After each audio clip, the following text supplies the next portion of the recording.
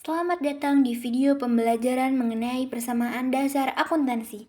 Seperti yang kita ketahui, dalam kegiatan akuntansi, setiap transaksi yang bersifat keuangan harus dicatat dan dilaporkan. Tapi bagaimana cara mencatatnya ya? Nah, di dalam akuntansi ada sebuah konsep persamaan dasar akuntansi. Teman-teman, udah ada yang tahu belum apa itu persamaan dasar akuntansi? Persamaan dasar akuntansi adalah sebuah rumus dasar yang selalu digunakan pada perhitungan akuntansi, di mana konsep umum ini dijadikan alat untuk menyelesaikan akuntansi. Dalam persamaan dasar akuntansi, terlebih dahulu teman-teman wajib tahu nih, apa aja unsur-unsur yang ada dalam akuntansi. Kas, peralatan, dan kendaraan termasuk contoh dari harta atau aset, yang berarti harta merupakan sumber daya ekonomi yang dimiliki oleh perusahaan. Contoh lainnya yaitu piutang usaha, tanah, dan bangunan. Sedangkan sumber dana yang berasal dari pemilik perusahaan biasanya disebut dengan modal atau ekuitas. Nah, lebih lengkapnya, modal merupakan hak pemilik atas harta perusahaan yang sudah dikurangi dengan kewajiban. Lalu, kewajiban yang wajib dikeluarkan karena adanya sebuah pinjaman biasanya dinamakan dengan hutang. Itulah unsur-unsur dari persamaan dasar akuntansi.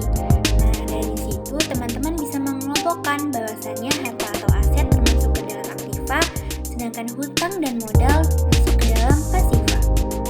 Lebih sederhananya, dalam persamaan dasar akuntansi terdapat rumus sebagai berikut.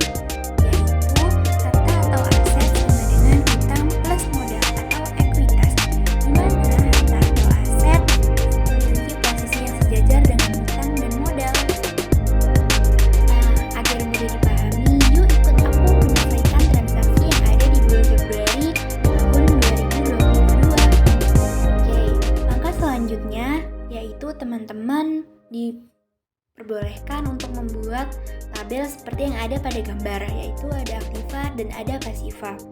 Sebagai contoh yang pertama yaitu pada tanggal 1, perusahaan menerima kas sebesar 4.800.000. Nah, karena berupa uang tunai, jadi kita masukkan ke dalam aktiva ke kolom kas berupa 4.800.000 dan di pasivanya kita masukkan sebagai modal yaitu dengan jumlah yang sama, 4.800.000. Lalu ada transaksi yang kedua pada tanggal 5 yaitu dibeli peralatan kantor seharga 1.250.000, dibayar dengan kas sebesar 750.000 dan sisanya dibayar pada bulan Maret. Wah, bagaimana cara menyelesaikannya ya? Oke, mari kita bahas. Dalam kolom aktiva bisa ditulis seperti ini, yaitu peralatan yang sebesar 1.250.000.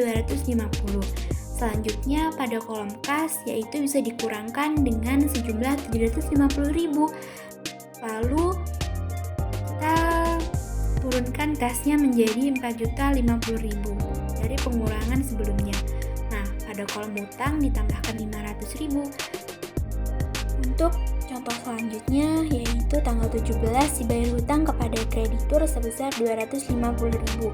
Karena adanya pengurangan kas, maka ditulis kas berkurang senilai 250.000. Lalu pada kolom hutang yaitu ditambah senilai 250.000. Jangan lupa dimasukkan saldo akhirnya ya teman-teman.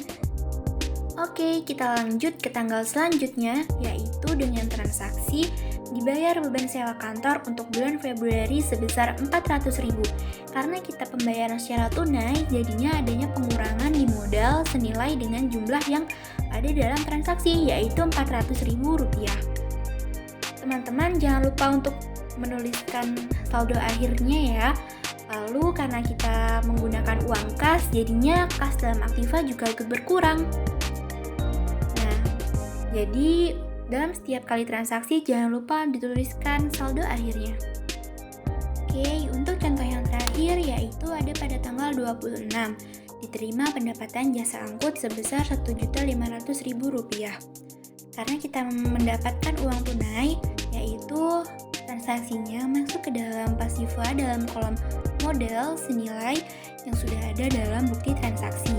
Jangan lupa disertakan juga pada kolom aktiva bagian kas ya. senilai sejumlah yang sama.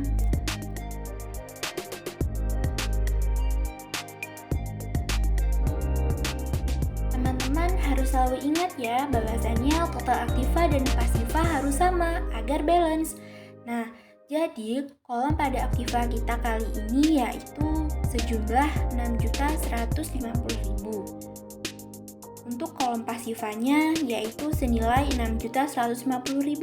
Berarti sama-sama balance ya antara aktiva dan pasiva.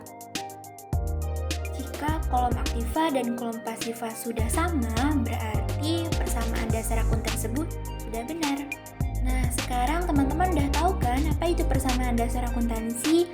Oke, selamat belajar dan semoga bermanfaat. See you next video.